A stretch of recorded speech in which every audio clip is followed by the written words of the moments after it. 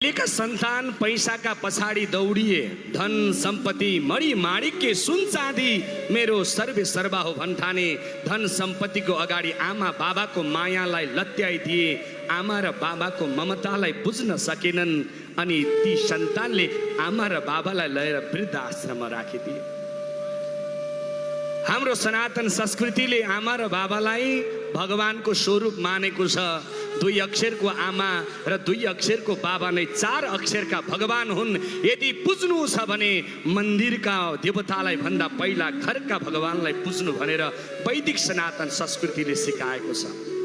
तर सन्तान र सन्ततिले आमा र बाबाको ममता बुझ्न सकेन। सानो एउटा कुरा बताउँछु। नजिकैको वृद्ध आश्रममा जानु, वृद्ध आश्रममा गएर सोध्नु, त्यहाँ भएका धेरै आमा बाबाहरूलाई भन्नु, आमा तपाईँ किन वृद्ध आश्रममा आउनु भएको हो? आमाले भन्छन्, बाबु मेरो छोरा नेपाल सरकारको उपल्लो ओदाको कर्मचारी छ। बुहारी पनि काठमाडौँ गएर बसेकी छिन्। सबै परिवार उतै गएर बसे। मलाई अब बुढेसकालमा घरमा नाति नतिनासँग बस्ने अवसर होला भन्दा सन्तानले ल्याएर, छोराले ल्याएर मलाई वृद्ध आश्रममा राखिदिए।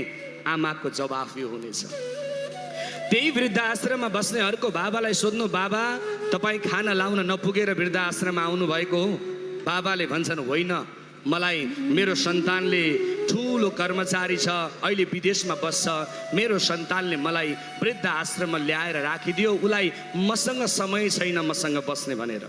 त्यस्ता कयौँ आमा बाबाहरूलाई सोध्नु, आफ्नै आफ्नै कहानी छ। कसैले सन्तान ठुला कर्मचारी छन्, कसैका सन्तान अमेरिका छन्, कसैका सन्तान अस्ट्रेलिया छन्, कसैका सन्तान क्यानाडामा छन्। आमा बाबालाई बुढेसकालमा पाल्ने समय छैन।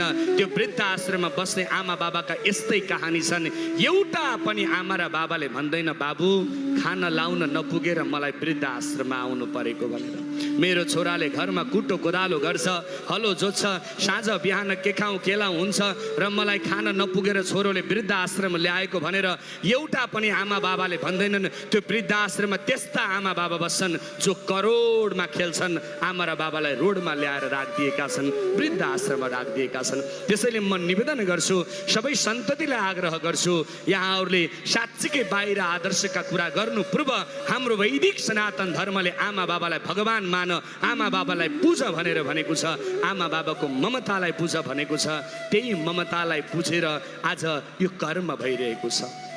शास्त्रले भन्छ, कुपुत्रो जायते क्वाचिदपि कुमाता न भवति। यो संसारमा कहिले पनि सन्तान